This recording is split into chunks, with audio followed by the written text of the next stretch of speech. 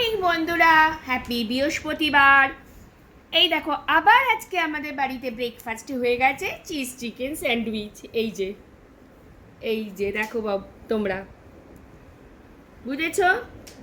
এই যে পাউরুটির মধ্যে মাখনটাকে গলিয়ে নিয়েছি, শসা টমেটো, আর এই যে স্যান্ডউইচের পুরটা তোমাদের সামনেই বানাবো।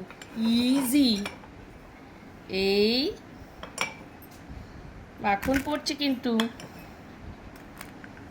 বুঝেছো? এই মাখন দিয়ে দিলাম, বেশি দেবো না বাবা।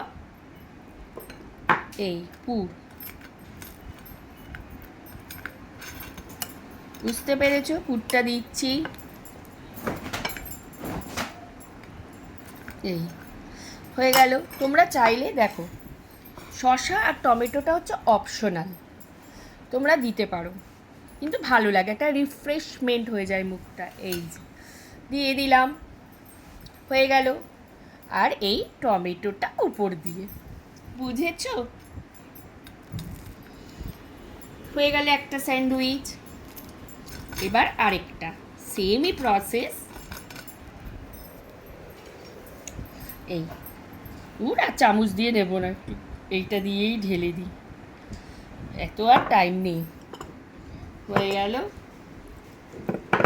তোমরা চাইলে এর মধ্যে অরিগ্যানো দিতে পারো, বা পিৎজা যে মশলাটা হয় ওটাও দিতে পারো, খুব ভালো লাগবে, বুঝেছো? ভালো লাগবে। হয়ে গেল পুরটা। তারপরে দিয়ে দিলাম শসা, মানে একদম ইজি। হয়ে গেল টমেটো,